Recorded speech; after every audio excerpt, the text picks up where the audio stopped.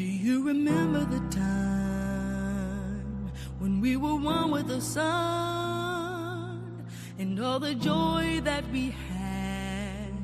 'Cause in our hearts we were one. The point was focused on us, and we enjoyed this dream.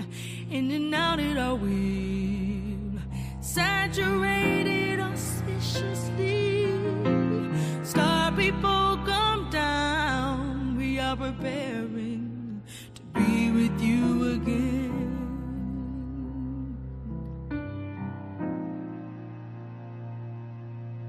Star people come down, we are preparing to be with you again.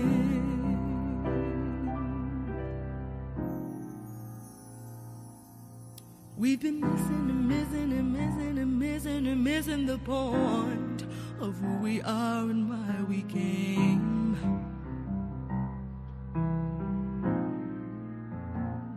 And as this reality deceives us, we get caught and lose our aim. We get in the way of ourselves, and we dismiss the call. We get in the way of ourselves, and we make it so hard.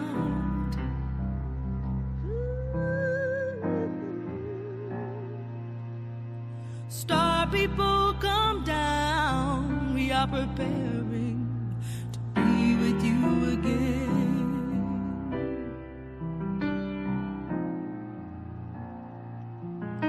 Star people come down, we are preparing to be with you again.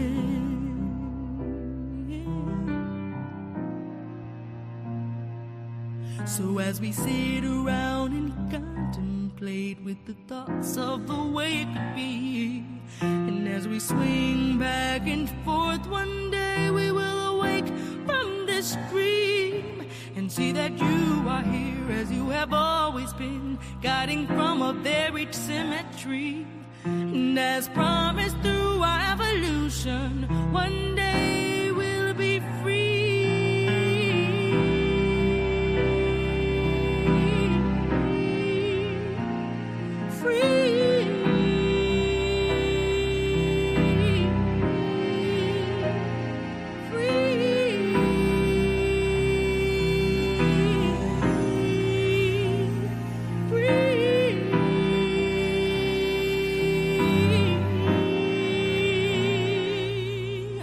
Star people come down, we are preparing to be with you again.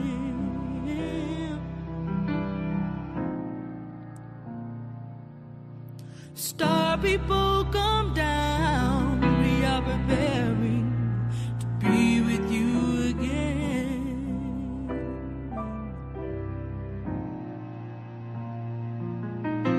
Star people come down, we are preparing to be with you again.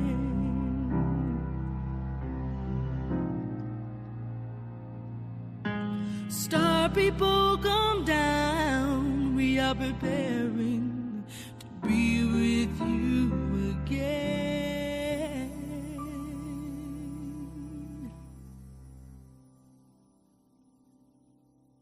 Check, mic check, 1, 2. Mic check, 1, 2.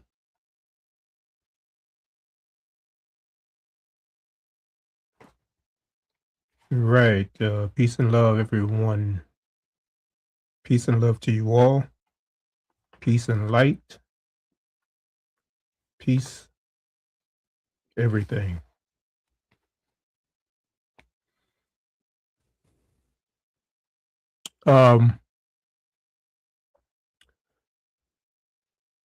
Tonight's show is I titled it special episode.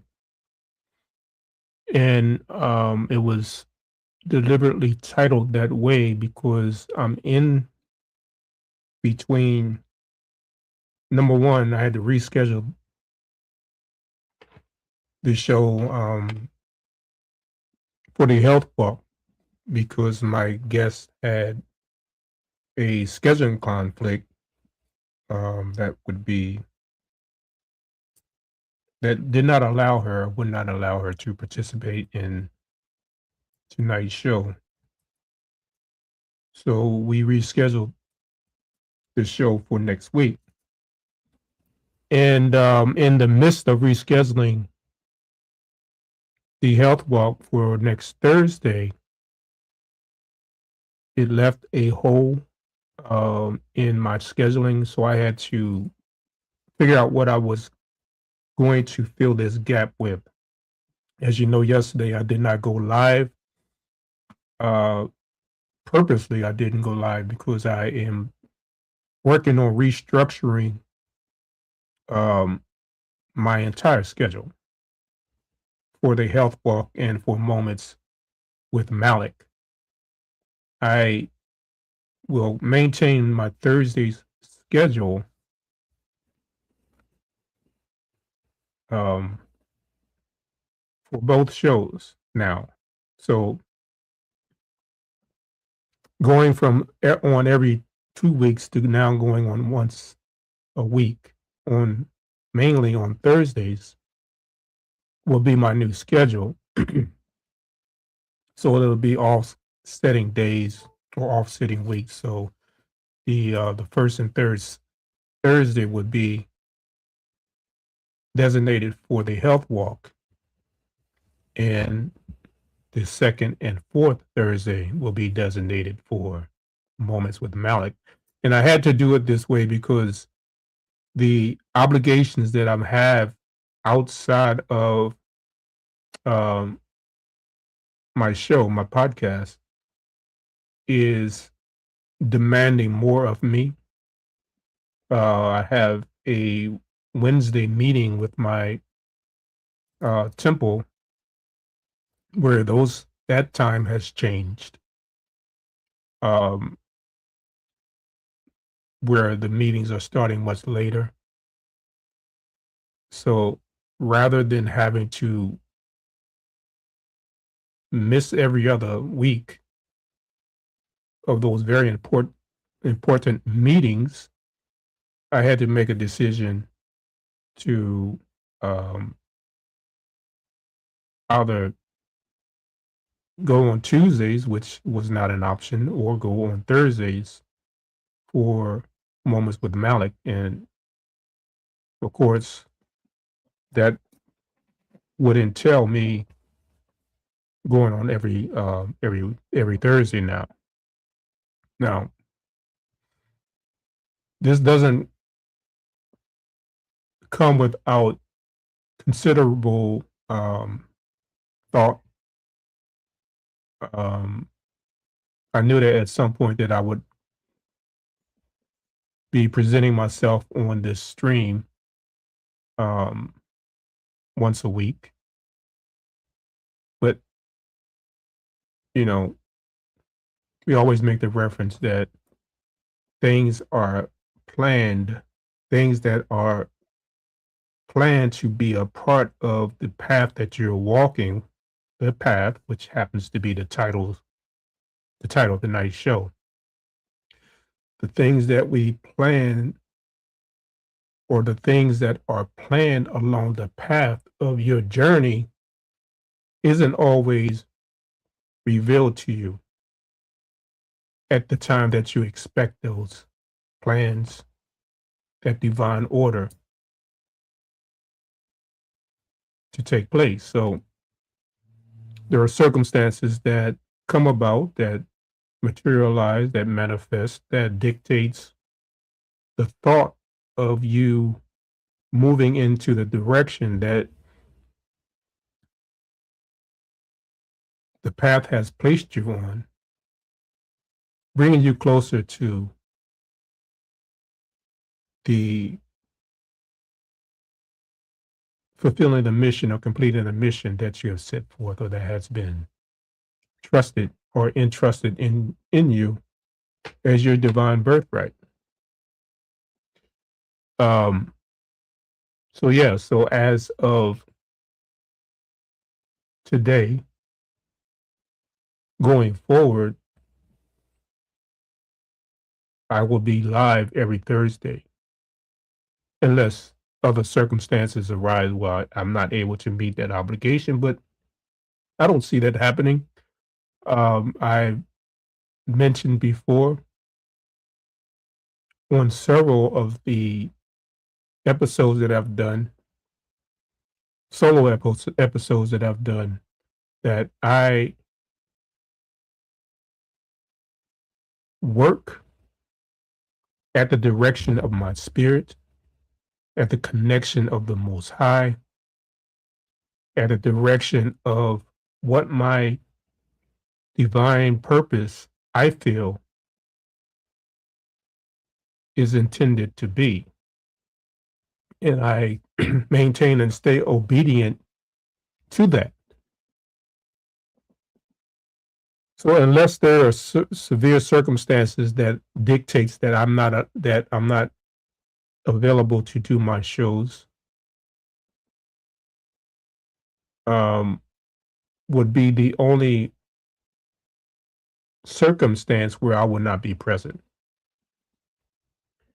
And as always, I appreciate those who continually support this platform, this stream, Moments with Malik, the Health Walk, or any other shows that would be produced in the future, which again these are um, goals that I have set forth, that I have in place, that as the Health Walk family continues to grow, the Spiritual Path Walk holistic healing platform continues to grow, there will be others who will come in and do related material or solo shows throughout the week. And I'm still working on how that would what that would look like. Um, it is definitely in my spirit, in my soul to do. And I always make it a point to stay committed to what is downloaded into my spirit. The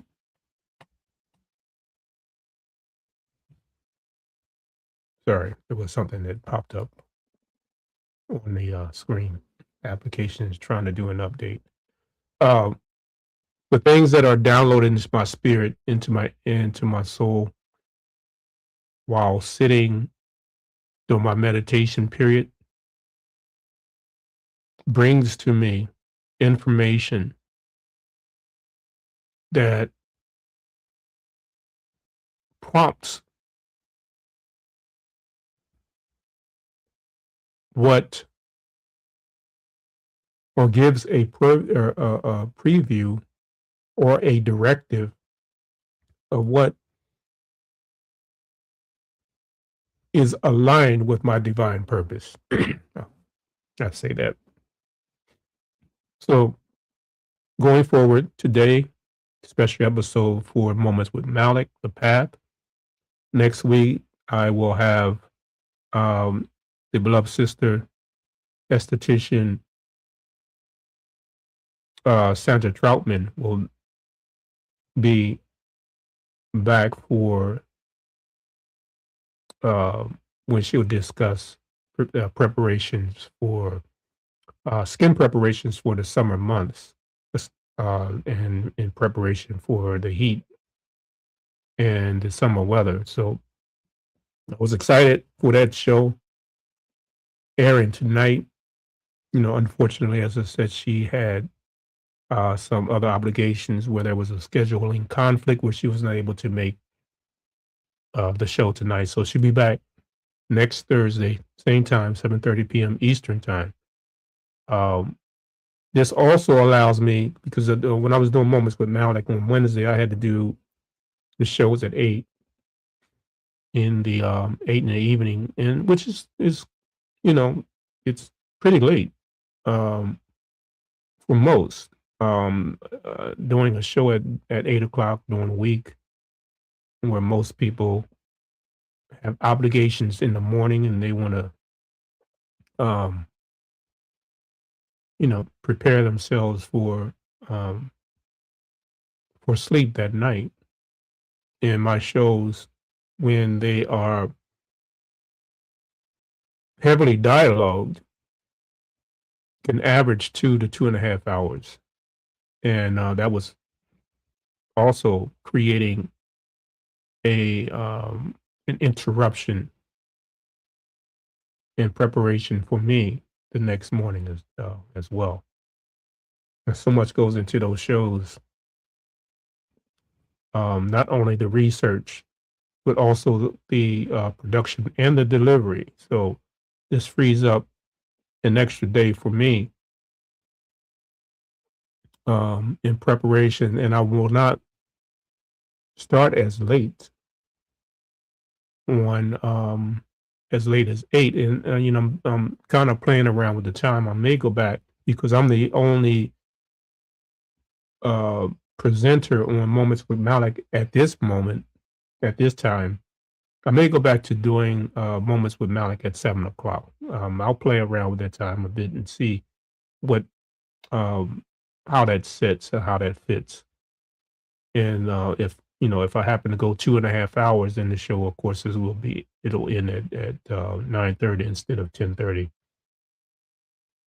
So that's a plus for me. It's a plus for those who um, are tired after a day's work and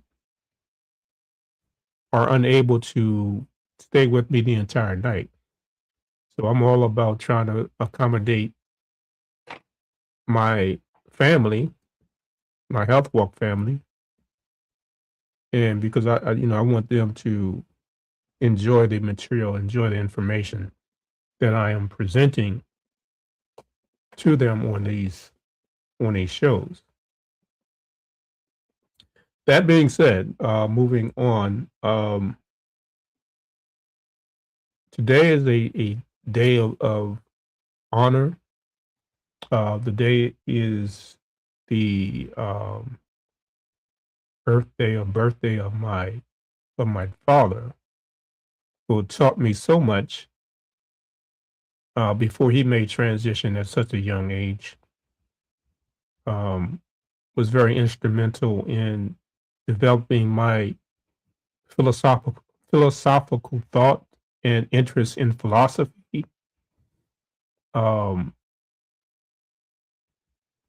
he taught me so much at an early age and um, demanded the best of me in a loving way. I mean, there are some parents who are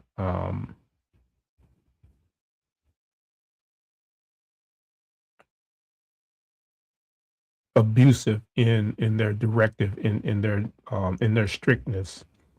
He provided me with a level of love that would also demanded um, of me to do my best whenever I was involved in anything that I was doing. He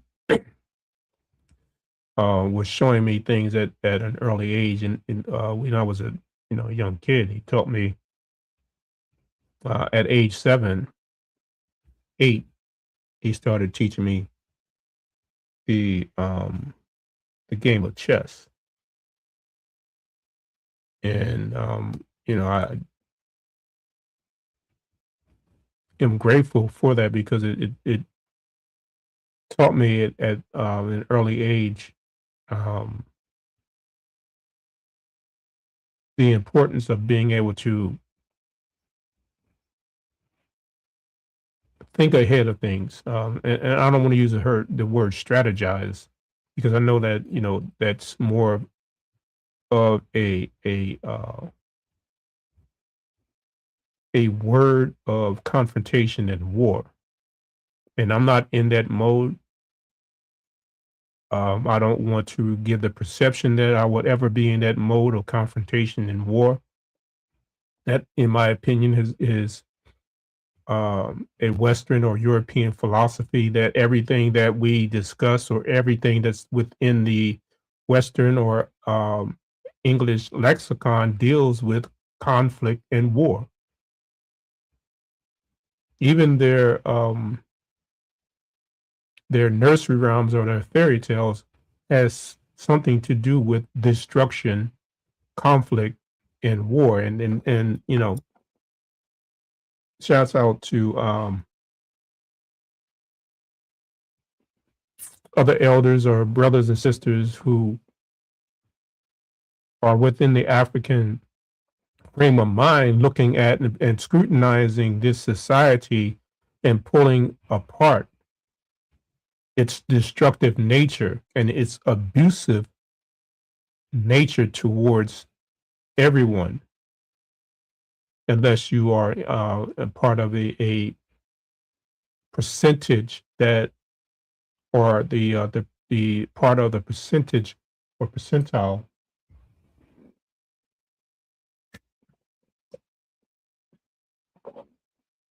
excuse me, so-called elite group that sits in the position that has some modicum of control over the masses of the people, or I should say, illusion of control over the masses of the people. Mm.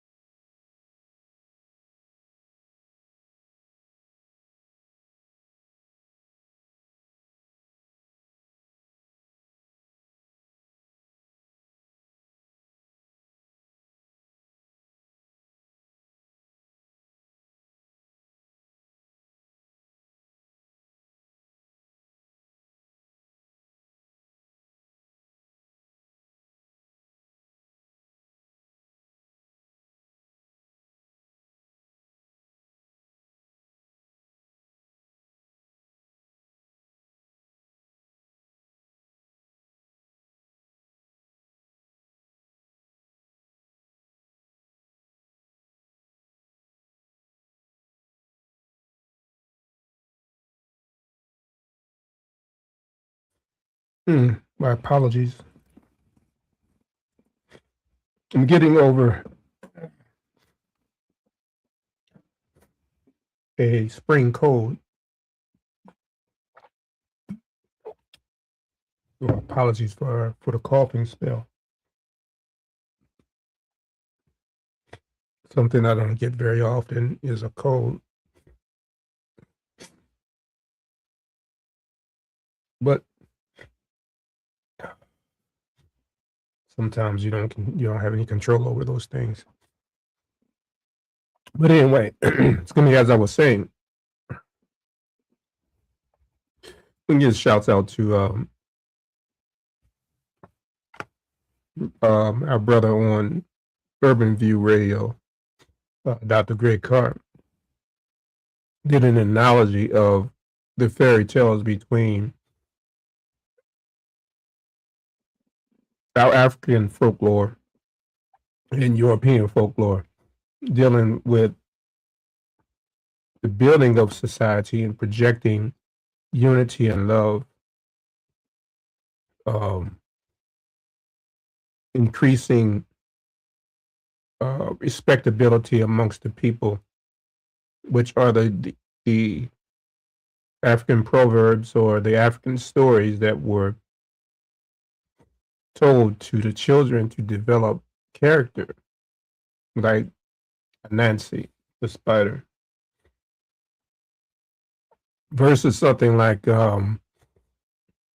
Jack and Jill went up the hill and fetched a pail of water, and Jack fell down and broke his crown, his head, destructive. Humpty Dumpty fell on the wall. Humpty Dumpty had a great fall and gets cracked up. Little Red Riding Hood being chased by a wolf through the woods. Hansel and Gretel being chased by a witch in the woods. Everything dealt or deals with some sort of death and destruction. And even in their very fairy tales, and then pointing out again to what's in the European or Western or English lexicon.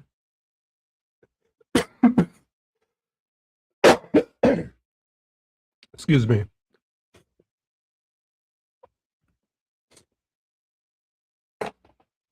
And let me take a quick break.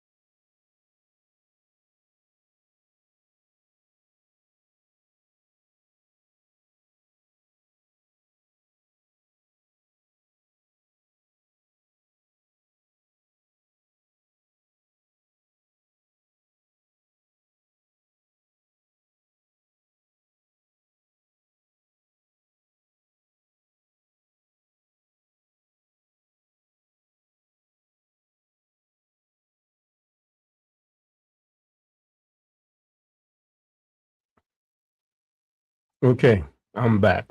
That coughing spell was a challenge, and I had to get something put in my mouth. The mouth is dry. But as I was saying, in the English lexicon, they're talking about even in their folklores and their fairy tales, they're talking about death and destruction all the time, versus what is within the African lexicon or folklores and fairy tales. You're talking about character building. You're talking about building character, talking about building community, talking about building love, and talking about the lessons that are learned through certain parables and proverbs. And you can see that there is a difference between the two. So when I was saying that I was taught by my father at an early age on how to play chess at age 7, learning how to play at that early age taught me how to be able to think and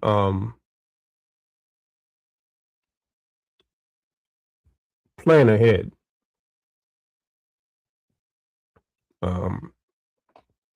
And I was making a reference that I didn't want to use the terminology strategic or strategize, because those terminologies are used more or less in combat and war. But it allowed me or taught me how the ability to think and prepare and anticipate. And of course, those lessons were carried into my adulthood. And I'm still trying, not trying, but I'm still going through, even at the age I am now, cultivating and learning those strategies. Excuse me. And just as that, just like clockwork, where you just, these words are so ingrained and so entrenched in our head, they just roll off our out of my mouth without even a second thought. Even my attempts to try to not use the word strategy, it comes out anyway, because we're so fully entrenched and indoctrinated into the society. But it has taught me, and it still teaches me, the requirements of planning ahead, anticipation, and preparation for my development and my growth and my character. So I appreciate the presence that he had in my life. And I'm speaking, those who just joined, I was speaking about the presence of my dad, who today is his birthday. And I say peace be upon him. He's with me in spirit as always. And I am grateful what he was able to provide to me as a young man before he made transition, because I was just in my 20s when he made transition, just barely getting into my own life, and never had the opportunity to build with him and spend time with him and have conversation with him about the deeper things that now I am have become introduced, and has become a part of my life for so many decades now. And those who, I apologize again because my throat is dry. I have something in elderberry in my mouth and trying to deal with the dryness of my throat. And as I've continued to overcome this spring virus, or this spring upper respiratory infection, and dealing with this crazy ass weather here in Maryland that continues to fluctuate back and forth. The last 3 days it was 90 degrees, and now it's back down in the 50s. So um, bear with me as I walk through this. So before I get into my main discussion, I just want to bring back to some of the things that I was talking about, well, Moments with Malik, over the last few episodes. I was dealing with the dumbing down or the miseducation of Caucasian. And I was using the model of Carter G. Woodson's book, The Miseducation of the Negro. And I referenced that we know that it was we were deliberately miseducated in this school system of the facts and the legacy that Black people or African people have in our contribution throughout the entire world. In fact, the civilizations that were developed along the history of us as a people has influenced so many other cultures throughout the entire world. But I compare that to the deliberate miseducation of the Caucasian here, who we identify as the white people here, or Caucasian people here in this country, and how they continually are miseducated, allowing themselves, or which allows those who are in the ruling power to continue to dictate and control and exploit the ruling, the majority of the population that's here in this country.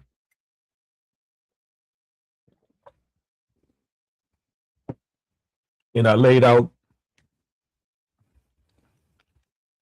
how much of a benefit it is for the ruling power to continue to miseducate the people. Because when you're miseducated and misinformed, those who are in power has an unarrested ability to control and dictate the masses. This is what has been historically taking place throughout the development of European culture. They banned books, banned the ability of the commoners or the common citizens to read. They weren't allowed to even read their spiritual book, which was the King James Bible.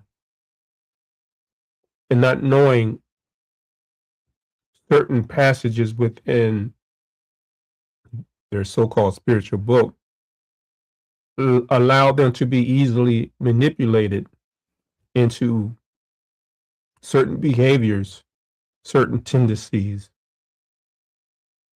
that forced them to be subjugated to the ruling powers of the ruling class. And that ignorance of that spiritual practice or that religious practice still maintains existence up to this very day, where they've gotten historical information greatly misconstrued in how certain stories were passed on to them. And it also allowed them to prejudice others who did not have the same spiritual practices as them. And we see this again being played out. And it is prominent for the most part within our community because unfortunately we have been swept and sucked into this miseducation process too. So when I made or presented that or produced that episode, and just for the record, because I always like to let my audience go back and encourage them to look at my older episodes. And I'm not trying to prophesize or anything like that, but a lot of the things that I have discussed on my shows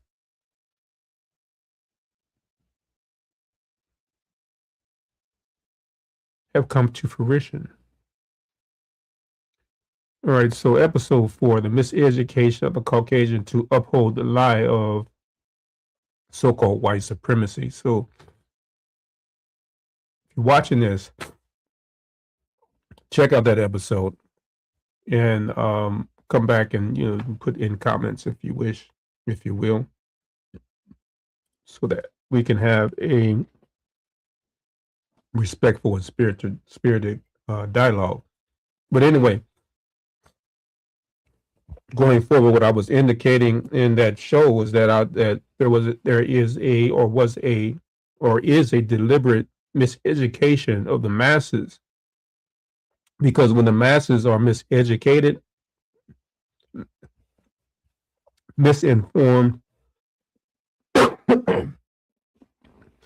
illiterate, this gives the power of those who are in power complete and unarrested control over the masses. So as I was as I was preparing for what I wanted to do as a continuation of the discussion that was presented 2 weeks ago, where I started to put together the bones for that show for part two of the show um,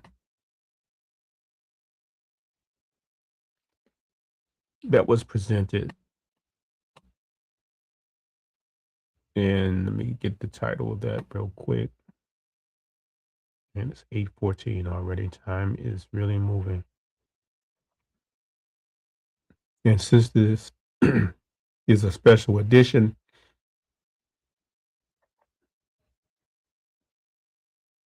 I do not intend to stay here too long.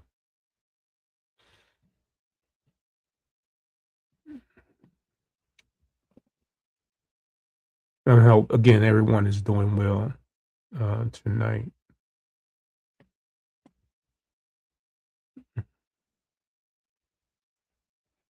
Okay, here we are.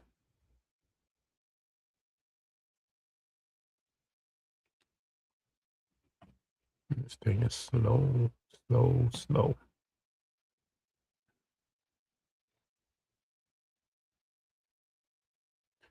Okay. Uh, so that was titled "When the Walls Start Tumbling Down," and was talking about the the falling of this U.S. empire.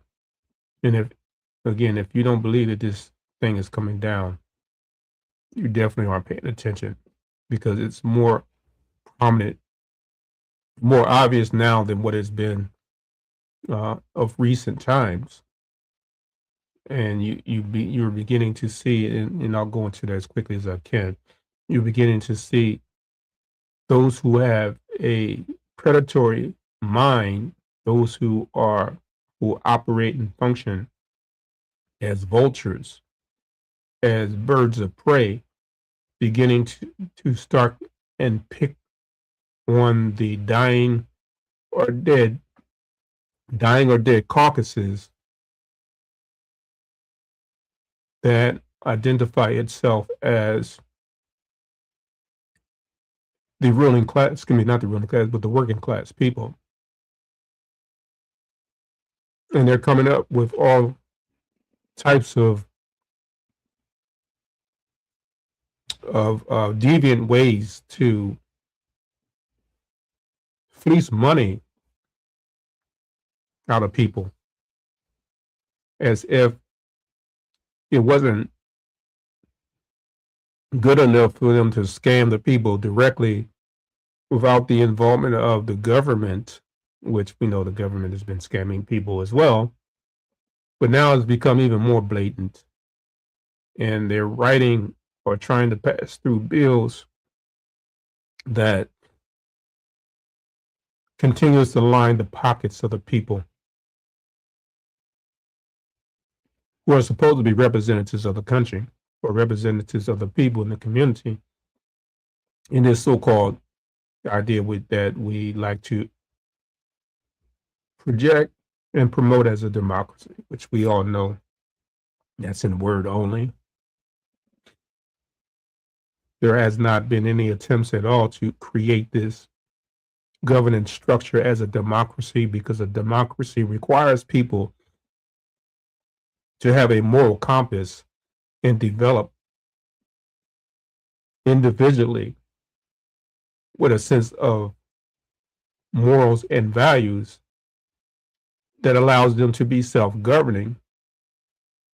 And in those efforts of becoming self-governing, collectively, they begin to form a union of people with like minds and like behaviors, morals and values and ethics, that now becomes a democratic system. That doesn't exist here because the inability to develop and control, develop in and create a balance of people collectively who have morals and values and ethics has not been developed here in such a corrupt system. And the system has been corrupt since day one. And and this country continues to pay a price for the bad karma and the bad energy that it has, that is proliferating throughout the entire society. So it is in no way, shape, or form can be identified as a democracy, because a democracy, as I said, involves people being self-governing. And we don't see that here because the poor structure that does not allow those of us to be our best, our greatest self, due to all types of tactics that oppresses and suppresses the freedoms of the masses of the people. So getting back to what I was indicating about the deliberate miseducation of the Caucasian, and how it allows those who are in power and in control continue to promote the falsification of an idea of white supremacy, when you are well educated, literate, self-critical, I mean, not self-critical, but have the ability to be analytical and critical. You begin to challenge things that are not productive. You begin to challenge things that does not allow the growth and the development of yourself as an individual and collectively as a people. But when you have a level of illiteracy, of subpar education, you take the dictates of those who are manipulating you as part of that massive, as part of the masses. You take the dictates of those who are trying to exploit you as a people, and you accept those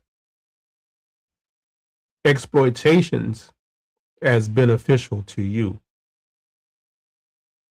even though that's a falsification of what can be or what is determined as a benefit to you. Because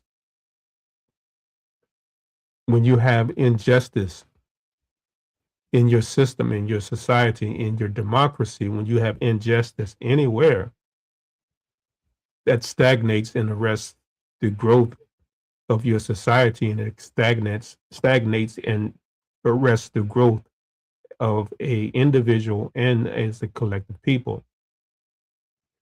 The only persons who will ever benefit from that are those who are attempting to exploit the masses. So while doing the research and preparation for my argument about the destruction and the falling of the U.S. empire, I came across the New York Times article was indicating it validates what I was discussing about the decline of the education system. Not that it was this pristine education system in the beginning, because as I said, the system itself, the education system itself, was deliberately created for people to not have the ability to be analytical and critical thinkers. The system was designed for people to be nothing but robots, and being a part of a permanent working class who wouldn't challenge so-called authority. That was the Prussian education system, the Prussian education model system that was adopted here in this country in the 1800s. So in the New York Post, not the New York Post, my apologies, in the New York Times, in an article that was published on the 13th, where it says why U.S. test scores are in a generation-long decline. The drops go beyond the pandemic and cuts across income, geographic, and racial divides. The new data shows this is something is troubling. Something troubling is happening in U.S. education. Almost everywhere in the American, students are performing worse than their peers were 10 years ago. According to new district level test scores, data released Wednesday by the Educational Opportunity Project at Stanford, compared with a decade earlier, reading scores were down last year in 83% of school districts where data was available. Math scores were down in 70%. The declines have affected both rich and poor districts and crossed racial and geographic divides. If you read this article, it indicates or it shows the pattern of a steady decline of the education system historically in this country. And as it continues to, the education continues to become devalued and worse over generations. I believe the last statistics show that of all the so-called first world nations of the world, the United States education system ranks something like 20 in the 20s, and I don't recall what they all are specifically, but I believe it was in the high 20s, 28, 29.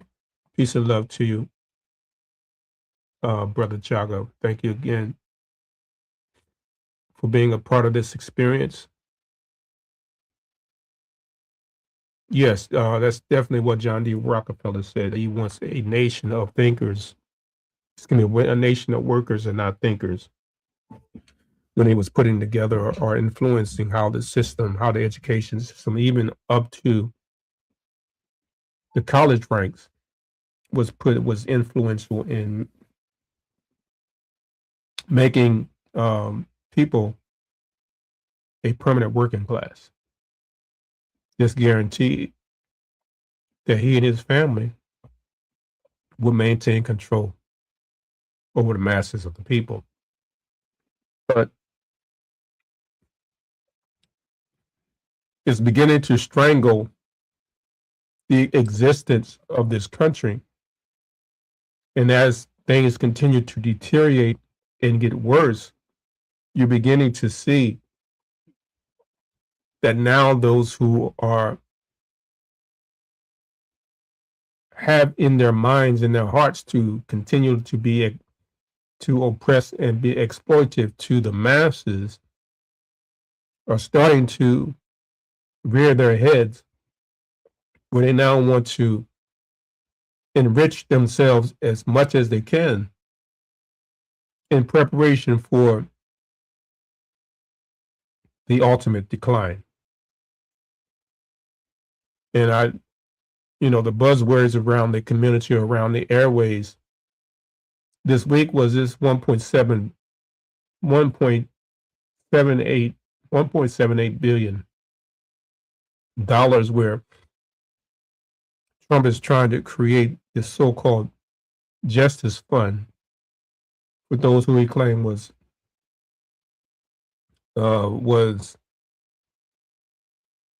mistreated unfairly by the Justice Department.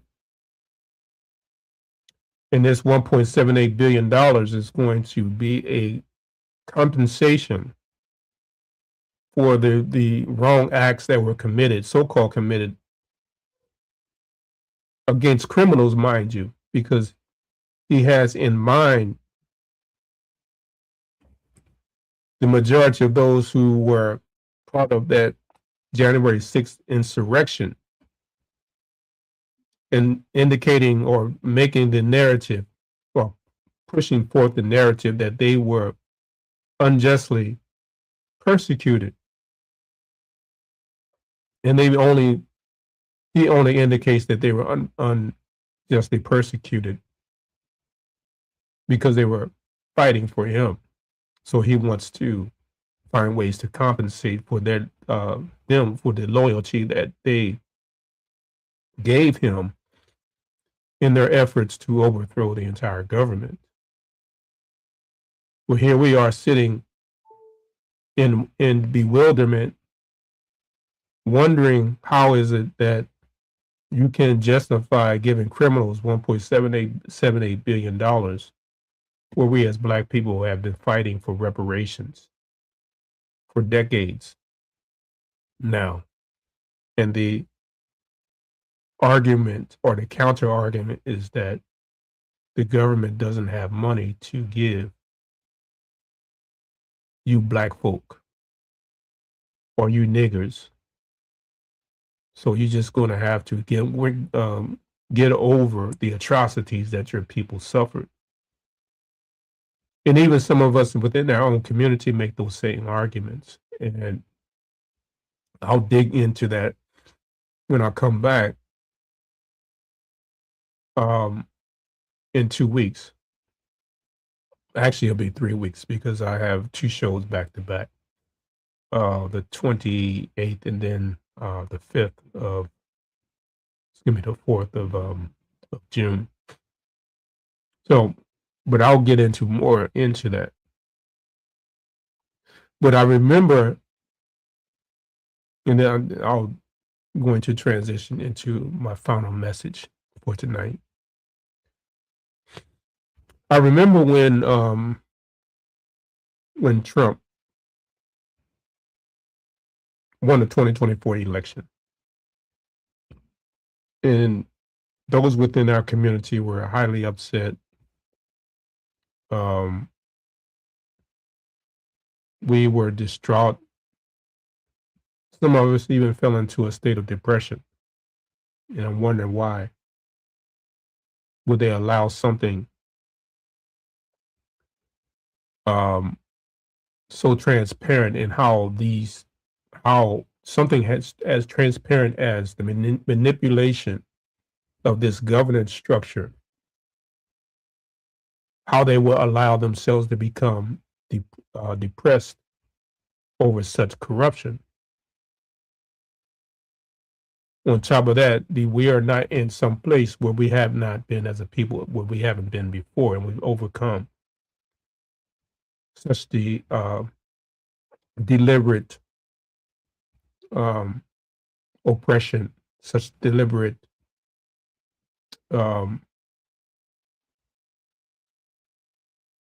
corruption.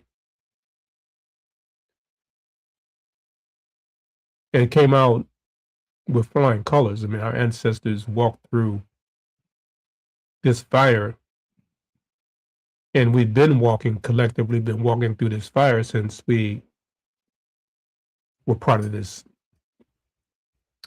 so-called existence. This governance structure here that was built on the backs of exploitation and corruption. We've been a part of this and been navigating through this. Unfortunately, it shouldn't have to be that way, but unfortunately, we have had to navigate through this structure ever since we've been here in the West. So there was nothing that him being reelected that would be any different or anything new to the capabilities of us as a people and how resilient we are. But I've had the conversation with one of my elders, Professor Small, over the phone after the election had taken place. And he had told me, Brother Malik, I know that things don't look well because of the circumstances that have taken place last night. He said, but you need to understand that things are happening the way they are planned, or the way things have been planned to happen. And we just have to continue to be prepared for when this thing actually begins to implode. Now, I didn't give it a second thought of what he was mentioning. I thought that his analogy or his analysis of the things that have transpired that the night before um, was an indication that we did not perform our democratic duties in casting a vote for someone who excuse me, didn't have a chance to win the election in the first place. And even if that were the case, what would we still be looking at this corrupt system and how it was going to affect us collectively as a people, and how much was it going to affect the entire world? So I took his words as those of an elder who has far more insight than what I have. And those words stayed with me because I knew at some degree what he was speaking of, because we've all made mention that there are no coincidences, there aren't any accidents. Things are always happening the way the universe has designed them to work. And those words stayed with me. His statements have stayed with me even up to today. And I'm looking at how much of a value what he had mentioned to me then, and how it's beginning to line up and manifest to what is in the inevitable of a destructive system that has oppressed and exploited so many millions of people along the way, nationally and globally, how it continues to exploit the masses. And it's beginning to, you starting to see the holes that are in this system itself, and the stranglehold that the United States has had on other countries across the entire world, where they now beginning to see that this thing is nothing but a paper tiger, and they're beginning to brush aside the empty threats that continue to happen in this current status or this current situation, that we see the conflicts that this country sees itself in militarily. So they're doing things that they feel is necessary to flex its muscle, which is beginning to backfire. The things that are happening in Iran, the fabricated war that was created for the basis of maintaining control over the oil reserves that existed there or that exist there. The things that are happening, or the things that happened in Venezuela, where they overthrew a sovereign government.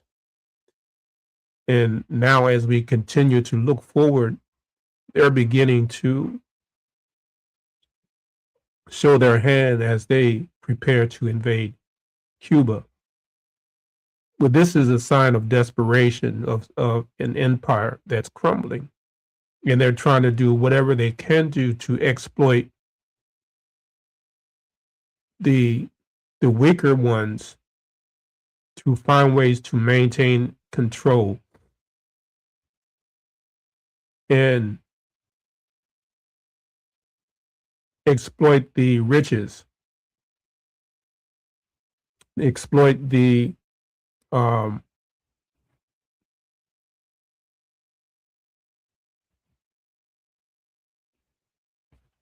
the material that has made them a superpower all over all these many decades. So this is getting to it's beginning to approach the final stage of an empire that is falling, that is crashing. And I know now exactly what Professor Small was talking about when he made the reference that nothing is happening, nothing happens um, that has not been or is not designed to happen.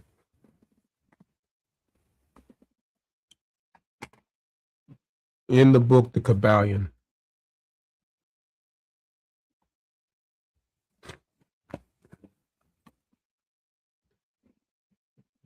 the three initiatives, in chapter 7, it talks about causation. And this is where we end. This is the era of time that we're in right now. Causation, or which is also identified as the cause and effect. Where it says every cause has its effect, every effect has its cause, everything happens according to law. Chance is but a name for law, not recognized. Nothing happens without it as an accident. Nothing happens as a coincidence. Chance is but a name for law, not recognized. And we say, oh, well, that was luck. These are the words that we tend to use. That was luck, or that was a coincidence. But those are words that are used when we are not completely understanding of the law of the universe.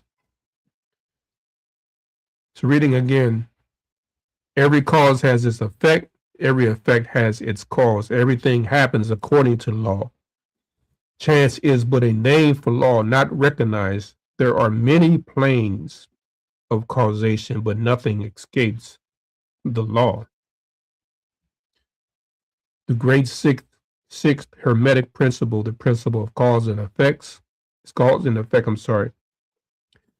embodies the truth that law pervades the universe, that nothing happens by chance, that chance is merely a term indicating cause existing but not recognizing or perceived. That phenomena is continuous without break or exception.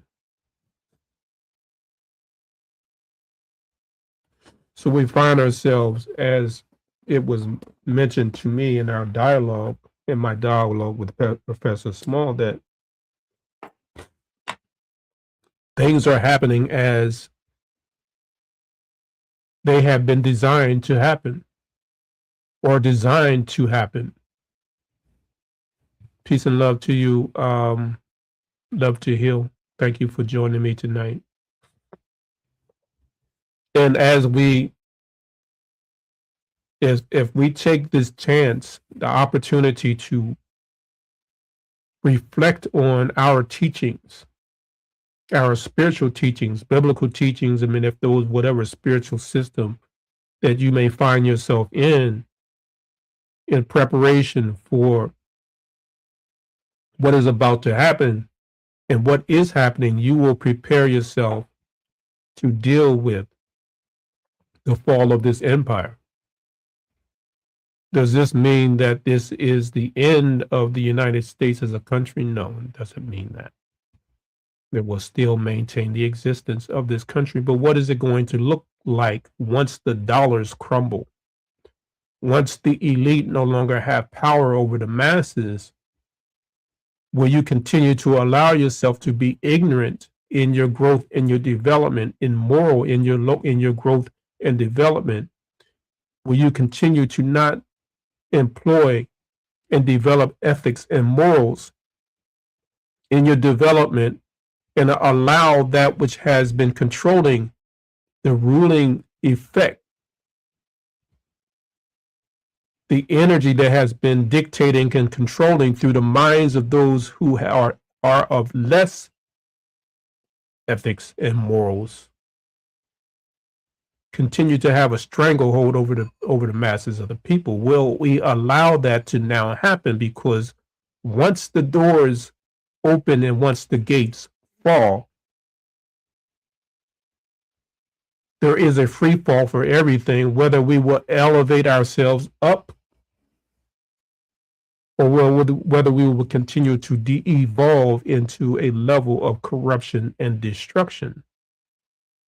That's the question that we would need to ask ourselves as we sit with self and meditate on our role and our position and the path that we have as an individual or collective. We have come here with a divine purpose. I played the song intro as I was coming in, Star People Come Down. Deep lyrics, reiterating that we did not come here on this planet, this teaching planet, without a purpose. All of us have come here with a purpose, a divine purpose. It's up to us to define what that is and recognize what that is. Mark Twain made the reference that there's two important things in a person's life: the day you were born and the day you find out why you were born. And this is the time for us to not to become, this is the time for us to become solid in our commitments to bringing life, existence to a higher level, to evolve to higher levels that is a benefit to all of us, not just in this planet, but throughout the entire globe. Black people in this community, in this country, have been fighting for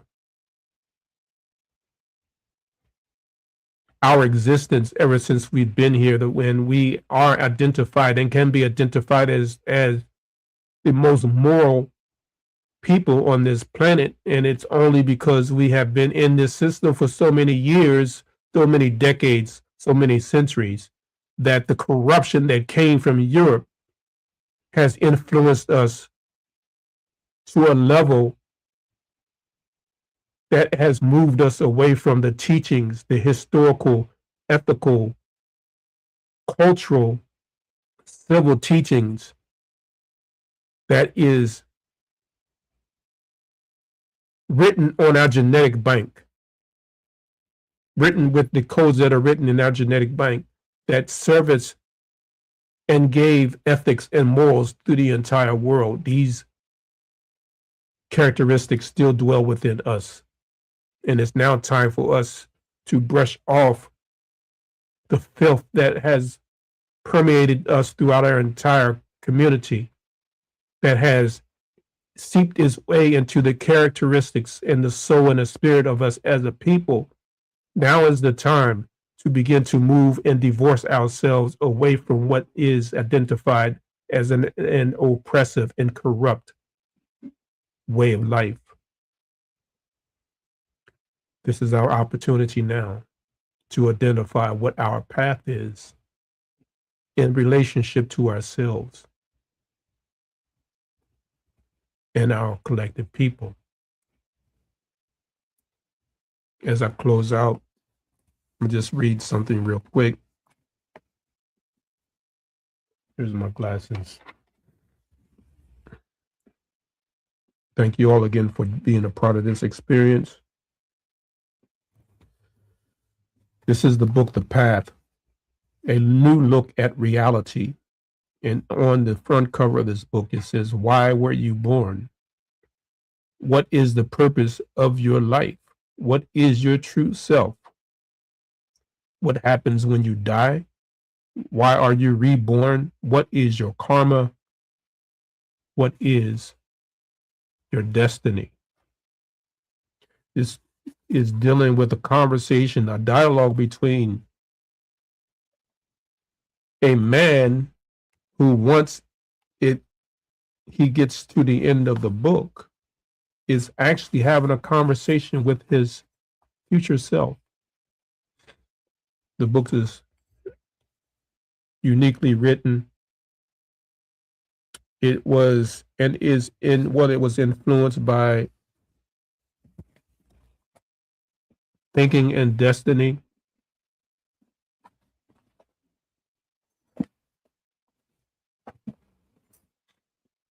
I've also read some passages out of Harold Percival is the author. I read some passages out of Democracy is Self-Government, and I've been on that conversation for about the last 2 months, I would say, maybe even longer. So this author was influenced by that writing. I'm gonna go into where it says the second walk. I'm gonna step through a few of the paragraphs, and then I'm going to close out. Again, I thank you all for being a part of this experience. So he meets up with his future self. At this time, he did not know it was his future self, but he's having a conversation with a stranger. And I'm going to start in this paragraph. It says, he had been thinking or contemplating or giving in deep thought about the previous conversations that he has had. And he says, it came to me instantly. I've been thinking about little else other than what was discussed in previous conversations. And the response from his future self, it says, good. He sounded pleased to hear that. Thinking is important, all important. I suppose it is, I admitted. So he said, what would you like to talk about today? I smiled and I said, real democracy. And his future self says, why not? It says, real democracy, which is to say, of course, democracy as self-government. And I was just mentioning about what democracy is, and you can't have a democracy. I don't care how much they try to promote this as being a democracy. When you have so much corruption in a system collectively or in a society collectively, when you have so much exploitation and corruption and oppression, you can never have a democracy because it has the inability to grow and develop your people with morals and values and ethics. And when you do not have those in place, you do not have a democracy. You have capitalism.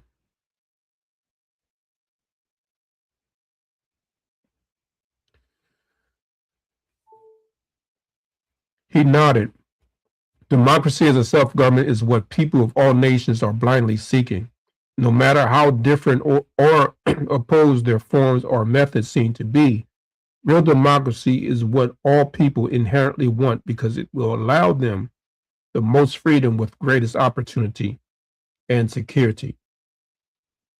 Has it ever been achieved? I asked. Strange how quickly I had reassumed a student-teacher attitude.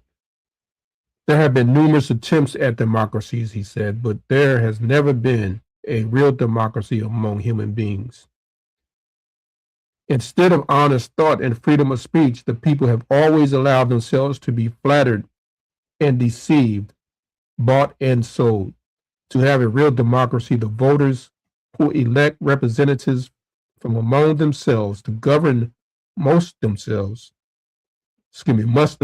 be self-governed. And if they manage to achieve this, I ask, then voters would know enough to select and elect representatives who are qualified to govern in the interests of all the people. But now they don't. But now they don't. Now their self-interest renders them easy victims to imposters. You know, when they sent this governance structure up, this is not something new. When you have collectively, when you have a number of people, um, large masses of people who have common interests, you send a proxy who represents your thoughts and your interests. You send that proxy as your representative to speak on your behalf. And in this system, where you have a, you know, several parties, but the predominant parties are the Democratic and the Republican Party. There are certain ideas and values that are set up that identifies who a person is or what they are aligned to, and you give that representative, you operate and function, when you give them the authority to operate and function as your proxy, and when they get to the governance structure, whether it be on the state level or whether it be on the national level in the U.S. government, they are supposed to operate and function on your behalf. So the question you need to ask, what happens once they get into these positions? Are they working for you or speaking for you on your behalf, or has it been something that within the corruption of themselves and the system itself, does that then turn them away from working for your interests and now working for their interests in the corrupt capitalist system that continues to bleed the masses of people bone dry? That's a question you want to ask when you decide that you want to cast a vote. Or are you asking for somebody within your district to represent you and your ideas? Are they aligned truly with you, or are they being influenced by a corrupt system that exploits people that we identify as capitalists?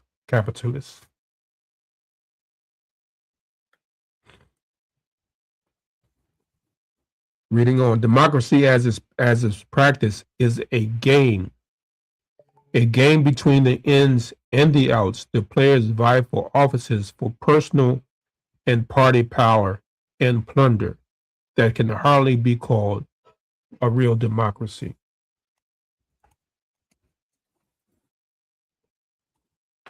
Moving on.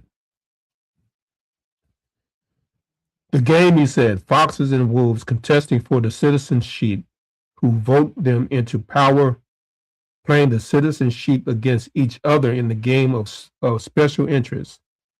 Capital versus labor, labor versus capital. A game to see which side can succeed in giving up the least and getting the most. Invariably, he said, as long as the people tolerate the claim of the incoming party that to the victors belong the spoils, so long will the people themselves continue to be the spoils.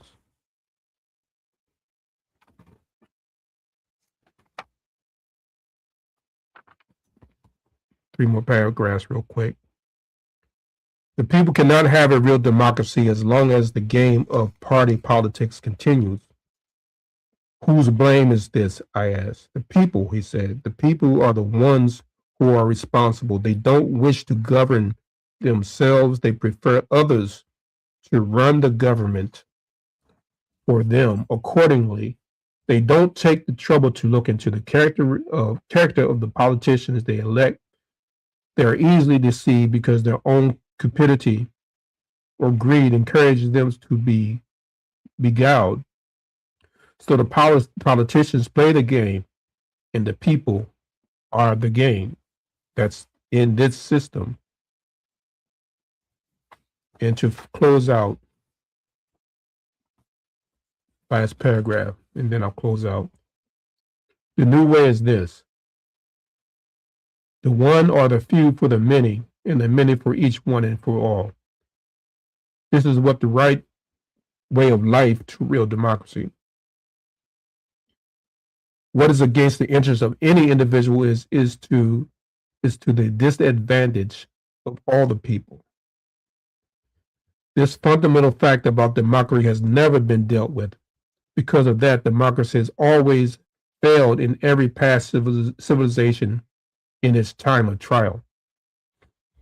It is now again on trial. The people are now determining the kind of democracy that they will have in the future.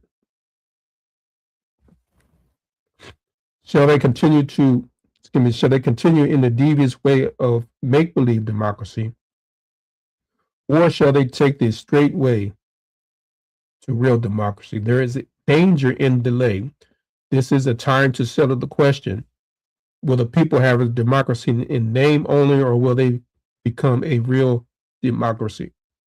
The steps cannot be taken by only a few of the people, and to date, the greater number have not shown that they understand of or have thought at all about what a real democracy is. The people must become conscious that they need fear no more than themselves. They are responsible for civilization, and if civilization is to continue, the people must become self-responsible. There is no other way.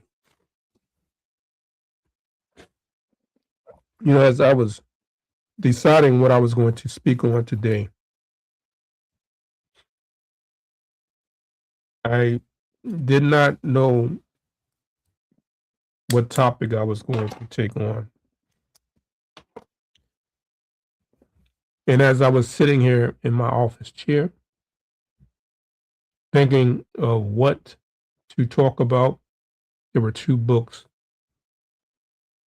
that came across my spirit, across my mind: The Kabbalion, or The Three Initiatives, and The Path. And I didn't know, even in these two books, what area within the books would I highlight as a part of this discussion. So I thumbed through the pages to determine what it was that I wanted to talk about. And I never thought that what I was discussing tonight would eventually marry up to the conversations that I've been having for the last 2.5 months as it relates to the events that are beginning to unfold here in this country and throughout the world, as it relates to this country. And it's exploitative nature. As capitalism continues to take a beating throughout the entire world, and those who are capitalists are doing everything they can do to try to save a dying system. You see and hear so much about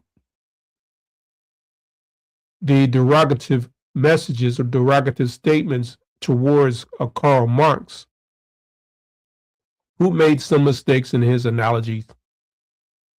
If you read his writings, he wasn't a pure socialist, but he understood that a capitalist system eventually was going to eat itself because it was unsustainable. The level of exploitation that capitalism requires is unsustainable. The greed and the exploitation that it requires is unsustainable. and you're beginning to see the dollars beginning to weaken with each passing day, and they are struggling to find ways to be able to sustain it and prop up this system. I made the discussion in Moments with Malik, episode 8, 9, whichever episode it was. I think it was episode 8. And I talked about an article, episode 9. I talked about an article that was published in the Wall Street Journal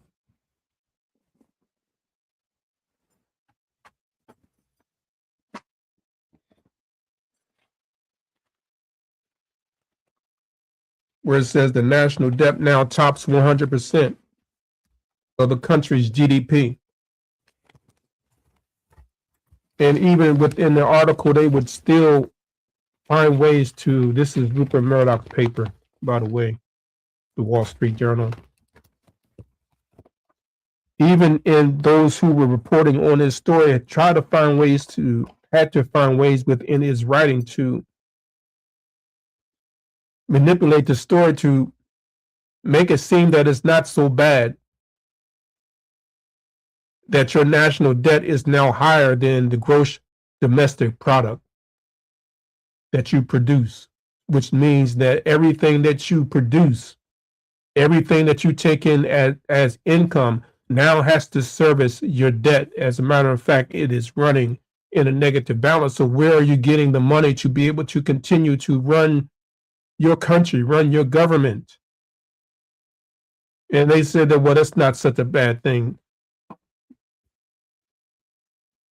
You ask yourself in your home economics that every dollar that you take in off of your paycheck, that you're paying your bills, your required bills, even the basic, the survival bills that is required for you to have food, clothing, and shelter. And sometimes you can get away with, if you are lucky enough that you can find ways to be thrifty and go to places that are secondhand places, so-called thrift stores, and you can buy your clothes. But you can't go without food, and you damn sure can't go without shelter to a large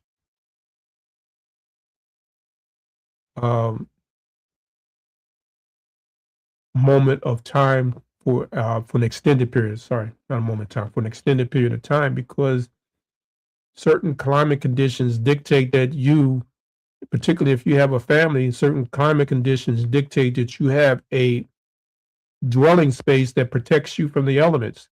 So you have to pay for dwelling space, and you have to pay for food. So at the end of the month, they always say, well, there's always more month at the end of my money. And many of us are experiencing that by the time our paycheck is all spent up, we still have more of a month left before our next paycheck comes. That's going to allow us to continue to survive or continue to stay above water. So you know yourself that if your bills are more than what your money is that you're taking in, you are practically in a bankrupt situation. Because the money that you're making or the money that you're taking in, the income that you're bringing in, no longer satisfies or services the debt that you have created or accumulated. So when the country itself, the national debt of the country itself, can no longer be serviced by the income or the money that's being taken in, you are practically in a bankrupt situation. So anyone who tries to spin the narrative that this is not a bad thing, this is the beginning of the destruction. You have a 1.39. Let me see. Let me go through this article. I want to get this right because I don't. So for every dollar that the government spends, or every $1.33 for every dollar it collects in revenue. And the budget deficit that this year is projected to be $1.9 trillion. So every bit of money that is being taken in by, or revenue that's being taken in, $1.33%, $1.33 of that goes to service your debt. And you're taking in less than what you will be with that is being you're taking in less than what is allowed for you, or what gives you the ability to be able to service the national debt that you have. As of March 31st, the country's public debt was at $31.265 trillion. The GDP was over the preceding year was $31.216 trillion. So we're at a deficit, or a debt at the national debt is $31.2 trillion. And you're running around cutting taxes, because the only way to be able to pay for your debt is you have to find ways to bring in income. The only way to bring in income in the governance structure is through your tax systems. And you're cutting taxes. The taxes that you've cut goes to benefit the top 1% of the rich people in this country, who have been able to manipulate and influence themselves and enrich themselves through capital exploitation. And you're wondering, where is the money going to come from? They've gone through this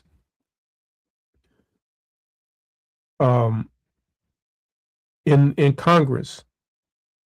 They've gone through this exercise of finding ways to be able to cut out government or social programs, Social Security, public school funding, health care, which are some of the major cuts that they were going after, to try to find ways to, within their budget, to balance these books, or to be able to balance the deficit, or to cover for the tax cuts that were being given to the rich. So those who continue to maintain their riches, the people who are going to suffer, or have suffered the most, are the working class people. And once you get to a level where what you are cutting, or what you are bringing in taxes, no longer services anything that allows you to function and operate as a country, or operate as a government, you are on the way to decline. And I ask you, as you witness the destruction of this country, it was already morally and ethically bankrupt. Now the so-called richest nation in the world is becoming financially bankrupt too. And once this thing finally comes down, are you now going to exercise your divine right and walk your divine path to build a better system, to build a better community, to build a better country? I thank you again for being a part of this experience tonight. Thank you for supporting the Health Walk. Thank you for supporting Moments with Malik. Those who are here for the first time, make sure you like, share, and subscribe. And tell a friend, tell a family, tell everyone and anyone you meet to come and be a part of this experience.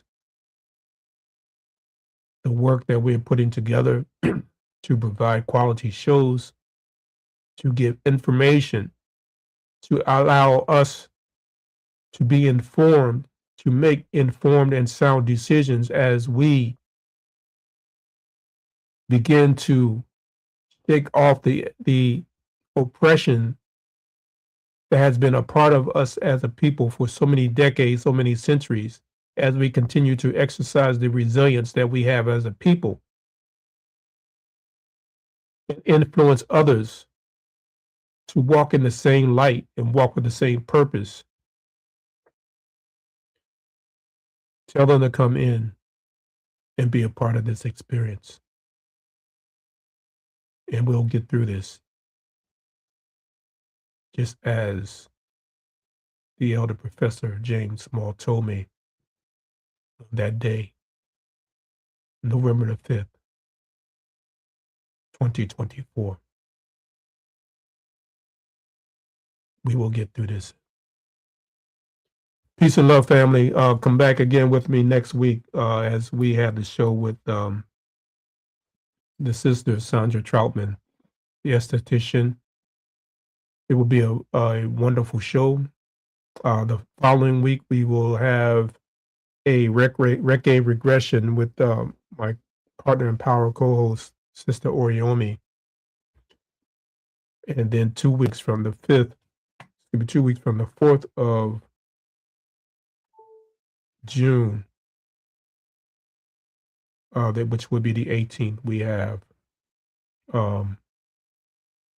Baba Sam Reynolds coming back again. So be a part of that. Continue to support us in whatever capacity that you can. And be here every Thursday now, in some way, shape, or form. Every Thursday, we can come here and have a conversation of love, life, and elevation. But until we meet again, peace and love to you all the time. Thank you again.